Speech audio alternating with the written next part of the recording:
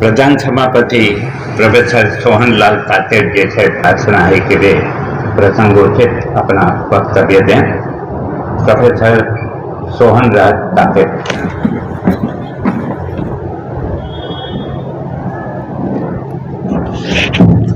चंडेषु निम्मलयरा आईचेषु अयं पयासयरा सागरवर गंभीरा सिद्धा सिद्धि मम दिशन्तु सिद्धा सिद्धि मम दिशन्तु। भक्त ने भगवान से प्रार्थना की कि आप मुक्ति प्रदाता हो, मुझे मुक्ति की ओर प्रयाण करने का आशीर्वाद, जागृति और शक्ति दो। भारतवर्ष के एवं विश्व के दर्शन के मनीषियों को प्रणाम।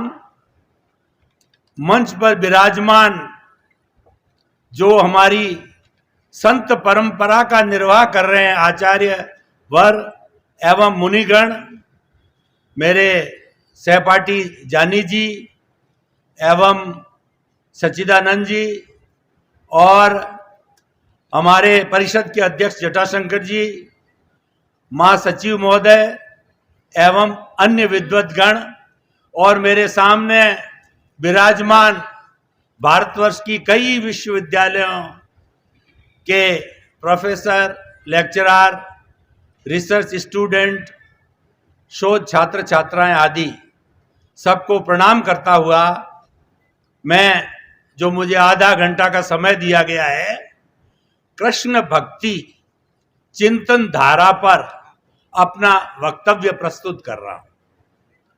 कृष्ण भक्ति में समर्पण का भाव है। भक्ति को समर्पण कहा जाता है। कृष्ण किसी व्यक्ति का नाम नहीं, कृष्ण हम सब में विराजमान ईश्वर का नाम है। उस ईश्वर की भक्ति करनी है।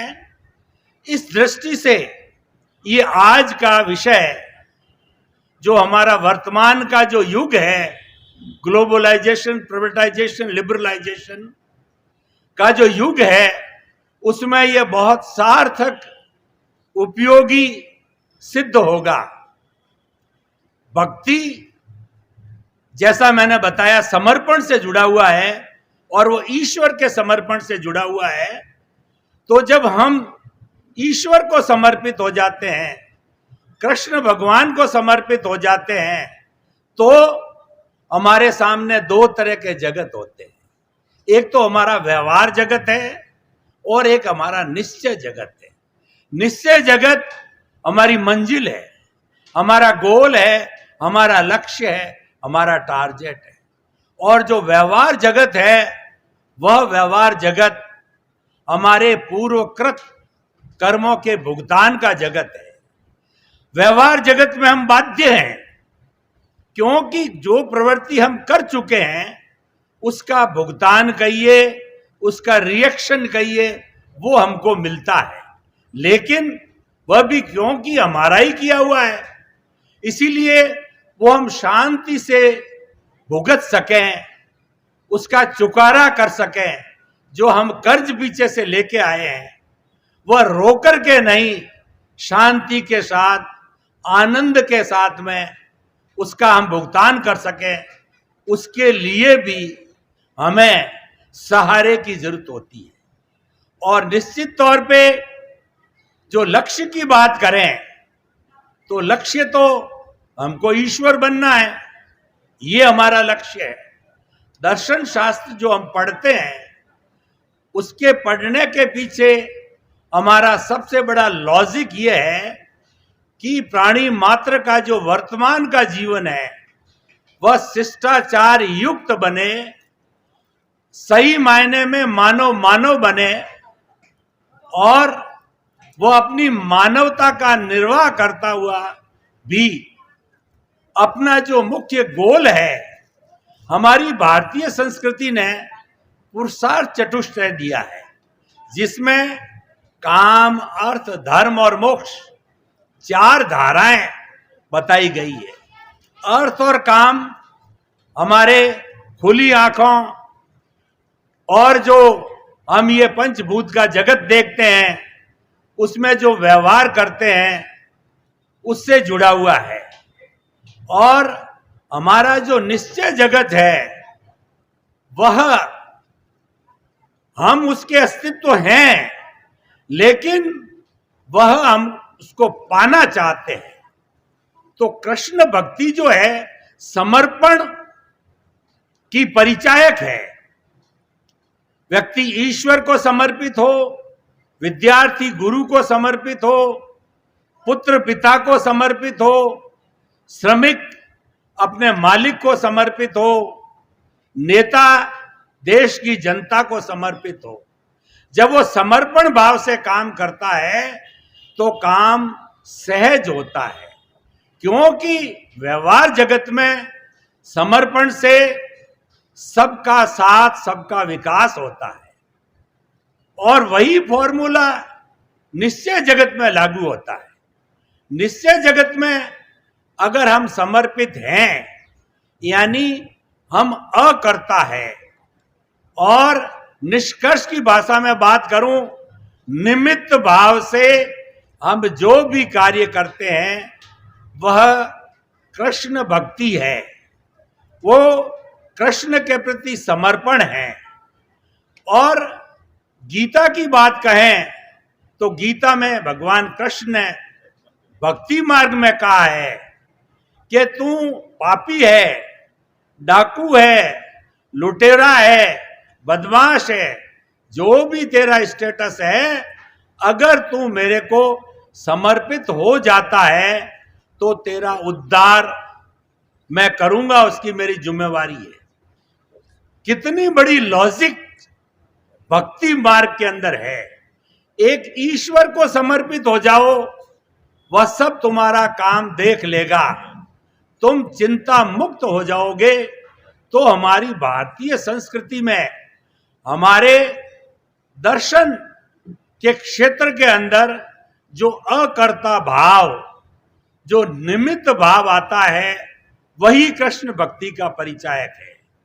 और जो हमारे मंच पर विराजमान ऋषि महर्षि हैं, उन्होंने कंचन कामिनी को छोड़ करके, संसार की सब सुविधाओं को छोड़ करके, और उन्होंने ये संत का जीवन ग्रहण किया, यानी कि इन्होंने कर्ता भाव को छोड़ा, ये निमित्त भाव से अपना शेष जीवन यापन करेंगे।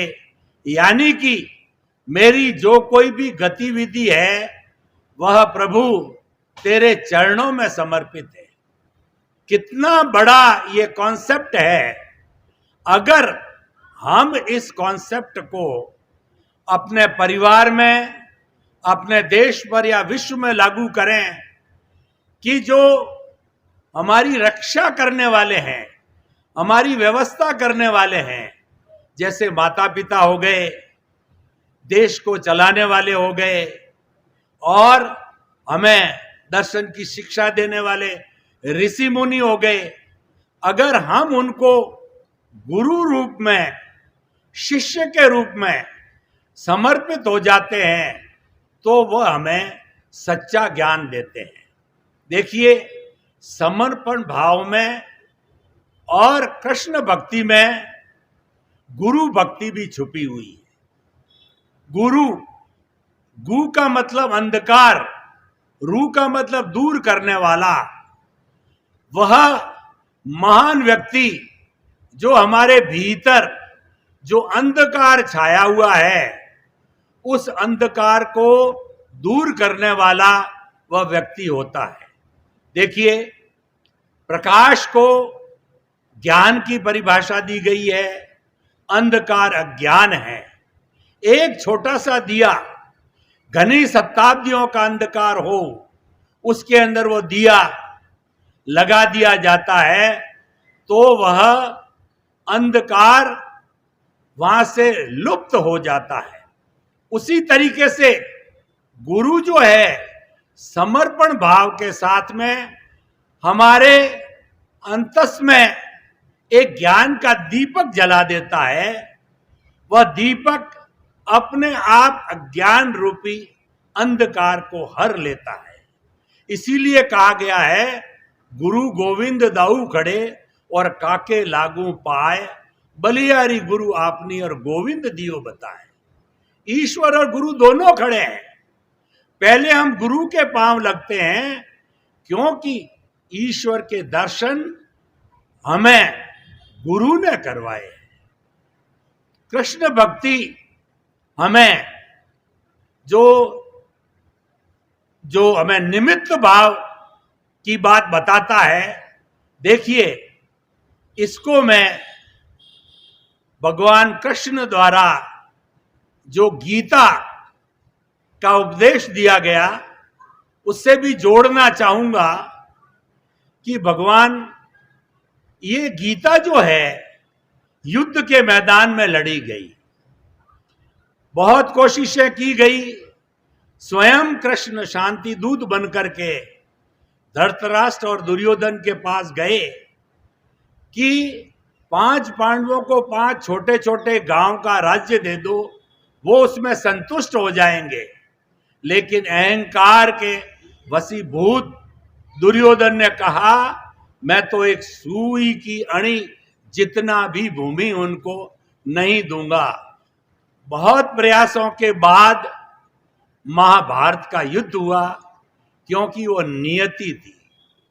वह अधर्म पर धर्म की जय थी और अधर्म की जड़ों को उखाड़ने के लिए धर्म का प्रवर्तन था।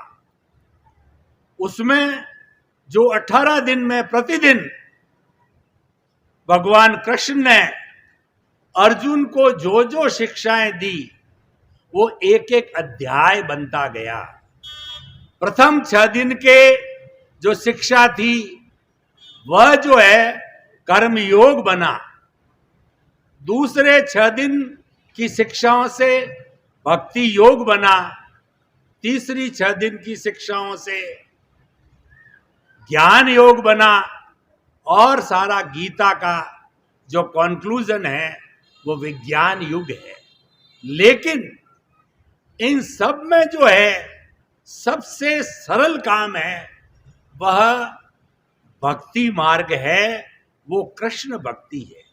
देखिए, आप अगर जीवन के अंदर हर कोई घटना आपके द्वारा घटित होती है या आप जो भी काम करते हो उसको निमित्त भाव से करते हो और कर्ता भाव से करते हो, तो ये रात दिन का अंतर है। उसमें जैन परिभाषा में कर्ता भाव को कर्म बंधन का कारण माना गया है।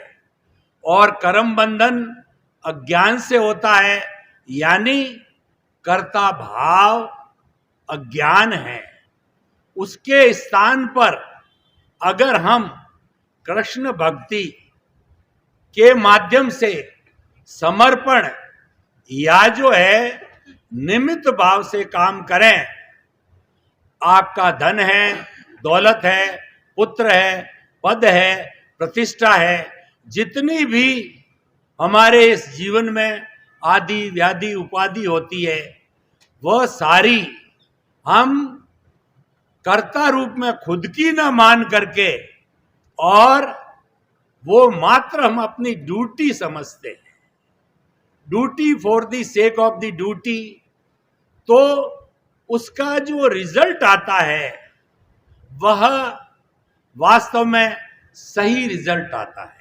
कर्मयोग को देखिए, भगवान कृष्ण ने, अर्जुन ने जब हथियार डाल दिए पहले ही दिन, तब भगवान कृष्ण ने कहा कि ये तुम्हारे पर युद्ध थोपा गया है, तुम अपनी इच्छा से नहीं कर रहे हो। और जो युद्ध लड़ने वाला है, ये अर्जुन तो 5 तत्वों का पुतला है, लेकिन तुम अर्जुन नहीं हो। उसको यहां पर जो है कर्मयोग का पाठ पढ़ाया कि तुम एक पंचभूत का पुतला होकर के और अपनी ड्यूटी को निभा रहे हो, लेकिन तुम्हारा जो स्वरूप है वह तो एक ईश्वर का स्वरूप है। और इतना हिंसा करने के बाद भी अर्जुन जो है उसी भव में मोक्ष को प्राप्त होता है, क्योंकि उसने पूरा जो कृष्ण भक्ति के माध्यम से, कृष्ण भगवान के सारथी की प्रेरणा के माध्यम से युद्ध लड़ा, वह मात्र निमित्त भाव से लड़ा गया। एक बहुत बड़ा कॉन्सेप्ट हमारे को इस भारतीय जो हमारी दर्शन परंपरा से कहिए, ऋषि परंपरा से कहिए, वह मिलता है। और मैं ये दावे के साथ कह सकता हूं कि अगर हम अपना कर्ता भाव छोड़ करके निमित्त भाव से काम करें तो हमारा वर्तमान का और भविष्य दोनों जगत अच्छे हो सकते हैं। हम थोड़ा आगे बढ़ें कि जो कर्म योग के अंदर निष्काम कर्म की बात कही गई, वह भी इसी से जुड़ा हुआ है। कितना बड़ा कॉन्सेप्ट है कि आपको जन्म से मृत्यु तक कर्म करना पड़ेगा, क्योंकि कर्म आपके पिछले जन्म की जो ध्वनि थी उसकी प्रतिध्वनि है। पिछले जन्म में जो आपने भाव कर्म के कॉजेज डाले, उसी का ही ये इफेक्ट है। दर्शन शास्त्र कहता है without cause there is no effect at all. कारण के बिना कार्य नहीं होता है।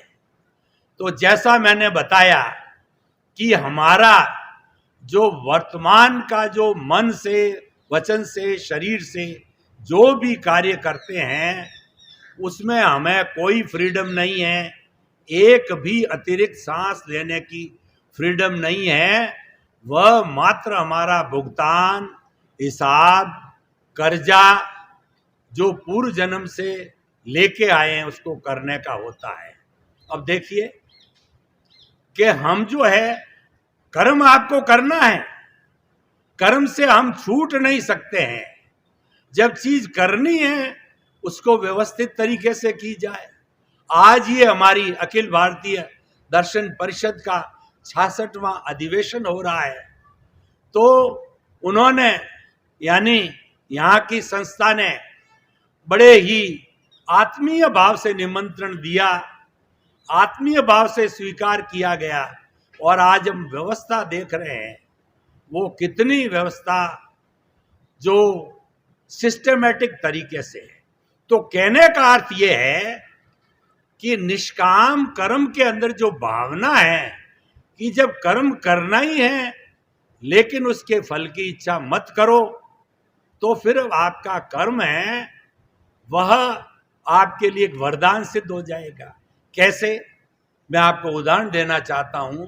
एक विद्यार्थी है, स्टूडियस है, दिन रात पढ़ता है और खूब मेहनत करता है, और वह यह लक्ष्य बना देता है इस कंपटीशन में, इस परीक्षा में मेरे को अव्वल दर्जा मिलना चाहिए। पढ़ रहा है तो मिलना ही चाहिए और मिलता भी है, लेकिन नियति भी अपना काम करती है। जो हमारी भारतीय संस्कृति है वो काल, स्वभाव, कर्म, पुरुषार्थ और नियति, 5 समवाय ये मिलते हैं।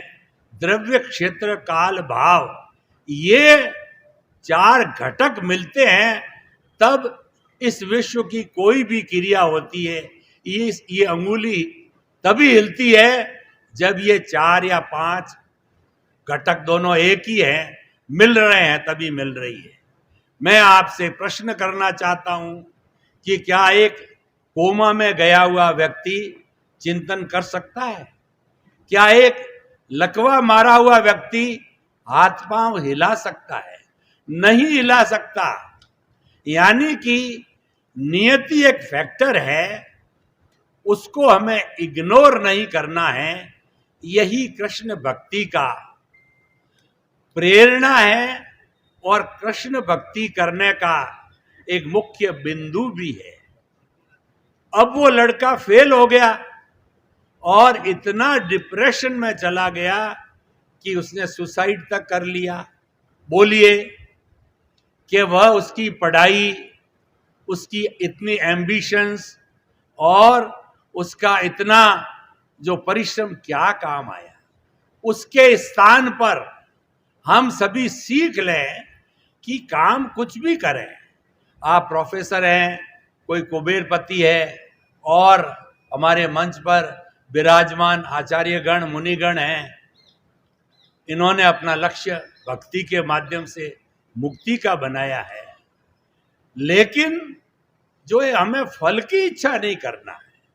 यानी कृष्ण भक्ति ये बताती है कि दुनिया में जितनी स्पर्धा चल रही है, उस स्पर्धा की दौड़ से हमको अलग रहना है, क्योंकि स्पर्धा कई बार व्यक्ति को संकट में डाल देती है, परेशानी में डाल देती है। स्पर्धा करनी हो, अच्छे ज्ञान, अच्छी संगत, अच्छी सोबत, अच्छे दर्शन पढ़ने की, अच्छा इंसान बनने की कंपटीशन करनी चाहिए। लेकिन बाहरी तत्वों के अंदर जब जो जड़ पदार्थ है, जो कि विनाशी है, उसको लक्ष्य बना करके हम कंपटीशन करते हैं। चाहे पद हो, चाहे प्रतिष्ठा हो, चाहे धन हो, चाहे दौलत हो, ये हमारी दर्शन की भाषा में सब जड़ पदार्थ है और वह विनाशी है, क्योंकि अवस्था को जाता है। कृष्ण भक्ति कहती है कि पूरे ब्रह्मांड में एक ही तत्व है जो अविनाशी है, और वह अविनाशी तत्व इस विश्व में, हमारी भारतीय संस्कृति, हम 84 लाख जीवा योनियां बर्थ प्लेसेस मानते हैं और जीवित प्राणियों की संख्या असंख्य अनंत है। उसके अंदर एक समान अवस्थित है। चाहे कृष्ण हो, राम हो, महावीर हो, कोई भी महापुरुष हो, चाहे कीड़ा मकोड़ा, घोड़ा, हाथी, ऊंट, बैल, डायनासोर्स कोई भी हो, सब में एक समान विराजित है। सब जो है ईश्वर बनने की अर्हता रखते हैं। तो ये जो भेद दिखाई देता है, यह भेद हमें अपने अपने कृत कर्मों के कारण, उसके भुगतान के कारण, उसके उदय और प्रारब्ध के अनुसार दिखाई देता है। मैं आज सुबह ही हमारे अध्यक्ष महोदय जटाशंकर जी से बात कर रहा था कि हमको विरासत के अंदर कृष्ण भक्ति के माध्यम से, दर्शन के माध्यम से कितने बड़े बड़े कॉन्सेप्ट मिले हैं। मैंने उनको जब सामान्य और विशेष की बात कही, सामान्य दृष्टि से यहाँ पर विराजमान जितने लोग पूरी दुनिया में जो भी जीवित प्राणी हैं, सामान्य दृष्टि से वे समान है। मनुष्य जाति एक है और जीवित प्राणी जाति, प्राणी मात्र सब एक ही श्रेणी में आते हैं। परंतु जब विशेषण जोड़ दिया जाता है, यह कुबेरपति है, ये मंत्री है, ये कुलपति है, ये प्रोफेसर है, ये आचार्य है, विशेषण जुड़ने से वह विशेष श्रेणी में चला जाता है। विशेष श्रेणी राग द्वेष को जन्म देती है और राग द्वेष ही सब अज्ञान का कारण है, वो अज्ञान की जननी है। तो इसीलिए कृष्ण भक्ति हमें ऐसे सूत्र देती है कि इसके अनेक अनेक सूत्र हो सकते हैं। ये कृष्ण भक्ति को हम अनेक व्यू पॉइंट से, अनेक दृष्टिकोण से और अनेक तरह से प्रस्तुत कर सकते हैं। पर प्रश्न यह है कि इस प्रस्तुतिकरण से हमें क्या फायदा होगा, जब हम इतने लंबे समय से, लंबे दूरी से तकलीफ पाकर यहाँ आए हैं। कुछ लेने के लिए आए हैं, तो मेरे ख्याल से भारतीय परंपरा के अंदर कुछ लेना है, कुछ पाना है, अपने जीवन को अच्छा बनाना है। चाहे हमारा वर्तमान का जीवन हो, चाहे हमारा भविष्य का जीवन हो, दोनों अच्छे बनाने हैं। तो कृष्ण भक्ति यानी समर्पण, यानी अकर्ता भाव, यानी निमित्त भाव, और हम आगे चलेंगे, सैकड़ों सैकड़ों हमको सूत्र मिलेंगे। तो मैं आपको बताना चाहता हूं कि ये हमें एक अच्छा इंसान बनाता है। दर्शन भी क्या है? हमारा जो सोच है, उस सोच को यूनिवर्सलाइज योर कॉन्शियसनेस। एक दर्शन शास्त्री का जो सोच है वो यूनिवर्सलाइज हो जानी चाहिए, ताकि कि उसके दृष्टिकोण में दूसरे दृष्टिकोण सभी समा जाए। यानी कि हमको अनाग्रही बनना है। कृष्ण भक्ति हमको अनाग्रही बनाना है, और हमको जो कर्ता भाव है, मैंने किया। कोई एक टीम का कप्तान है, वह जब टीम जीतती है उसका श्रेय अपने सिर पे ले लेता है, मेरी वजह से टीम जीती।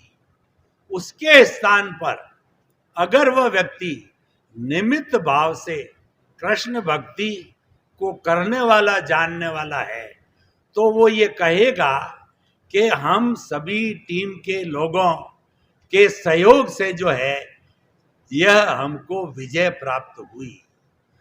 विजय तो मिली, लेकिन नजरिया अलग अलग है। कृष्ण भक्ति जो है हमको एक नई दृष्टि देती है। आप दृष्टि बदलिए, सृष्टि बदल जाएगी। कृष्ण भक्ति कहती है हमको सृष्टि नहीं बदलनी है कि आपको मैं इस प्रवचन के माध्यम से ये कहूं कि आप कृष्ण धर्म को मानने वाले हो, जैनी बन जाओ, मुस्लिम बन जाओ। हम अखिल भारतीय दर्शन परिषद का जब वर्ल्ड फिलोसॉफिकल कांग्रेस में कई बार गए, तो हमारे यहाँ तो 55 तरह के धर्म दर्शन है। पूरे विश्व में तो 365 तरह के धर्म दर्शन है। उनको बदलने की बात हम नहीं करते, हम तो दृष्टि बदलने की बात करते हैं। दृष्टि बदलो, सृष्टि बदल जाएगी। नजर बदलो, नजरिया बदल जाएगा। और दिशा बदलो, दशा बदल जाएगी। कृष्ण भक्ति आपको एक दृष्टि देती है। दृष्टि के बिंदु एक एक करके मैं आपको बता रहा हूं। एक तो मैंने आपको बताया अकर्ता भाव या निमित्त भाव, और दूसरी बात हमने जो है कर्म योग से कही कि जो हमको कर्म करना है फल की इच्छा रहित होकर के कर्म करना, यानी कि निष्काम कर्म करना है। अब देखिए, भक्ति मार्ग की तो हम बात कर ही रहे हैं। भक्ति के अंदर भक्त अपना सब कुछ ईश्वर को समर्पण कर देता है। मैं जो सांस लेता हूं वो आपकी है, मैं कोई भी कार्यकलाप करता हूं वो आपका है, आप जानो, आपका काम जाने। और यह निष्ठा से करता है, श्रद्धा से करता है, ईमानदारी से करता है, तो निश्चित तौर पे उसके फल यानी उसका जो गंतव्य है, मुक्ति कहिए, बॉन्डेज फ्रॉम दी कर्माज कहिए, इमांसिपेशन, साल्वेशन, जो हमारे दर्शन के जो टर्म्स हैं, जो हमारा अंतिम लक्ष्य है, वो प्राप्ति होती है। कृष्ण भक्ति विषय में हम जितना गहरा गहरा जाएंगे, क्यों ही हमें मालूम होगा इस विषय में वो सभी अर्हताएं हैं जो हमारे लक्ष्य को प्राप्त कर सकते हैं। मैं आपको बताऊं कि गीता एक ऐसा सर्वमान्य धार्मिक ग्रंथ, भारत में नहीं पूरे विश्व में इसको बिना किसी मतभेद के मान्य किया जाता है। और सबसे बड़ी बात, न्यायालय में गीता पर हाथ रखकर हम कहते हैं जो कुछ कहूंगा सच सच कहूंगा, सच के अतिरिक्त कुछ नहीं कहूंगा। तो इसका अर्थ क्या हुआ? इसका अर्थ हुआ कि गीता का जो संदेश है वह हमें एक अच्छा इंसान बनने की ओर ले जाता है। और जहां पर इंसान का प्रश्न है, मैं कौन से इंसान की बात कर रहा हूं, मैं किसी धर्म संप्रदाय से जुड़ी बात नहीं कर रहा हूं, मैं तो एक दर्शन का विद्यार्थी हूं। यूनिवर्सलाइज योर कॉन्शियसनेस, यानी कि हमको ऐसा दर्शन मिले जिसके अंदर पूरी 7.8 अरब की जो विश्व की जनसंख्या है उसको बिना मतभेद स्वीकार करे। कृष्ण भाव, कृष्ण भक्ति में मानव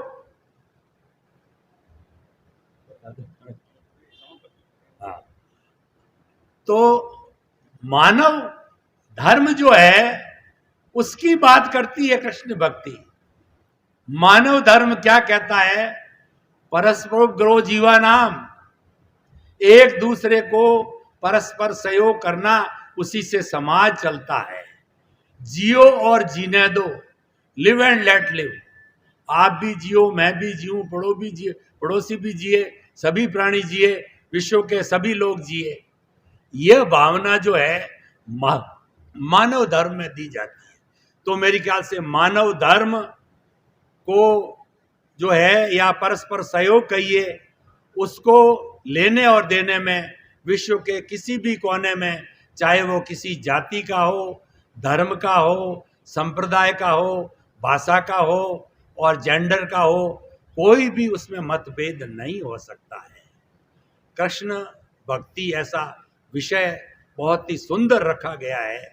मैं आयोजकों के प्रति कृतज्ञता ज्ञापित करता हूँ कि ऐसी भक्ति करते करते तो जो हरि अनंत, हरि कथा अनंत, कई दिन लग जाए, कई वर्ष लग जाए, कई जन्म लग जावे, तो भी इसका अंत नहीं आता है। तो मैं इस वक्तव्य के माध्यम से आप सभी से जो है मैं निवेदन करना चाहूंगा कि इस जो दर्शन की आज हम व्याख्या कर रहे हैं और आने वाले सत्रों में लगातार करेंगे, जो नवनीत निकलेगा वह नवनीत हमारे जीवन में उतरना चाहिए। हम एक आदर्श फिलॉसफर बनना है हमको, और मन की शांति को प्राप्त करना है, और उसके अलावा जो हमारा मुख्य उद्देश्य मुक्ति, मोक्ष, emancipation, salvation, free from the bondage, उसको भी केंद्र में रख के प्राप्त करना है। आप सभी के जीवन में दर्शन उतरे।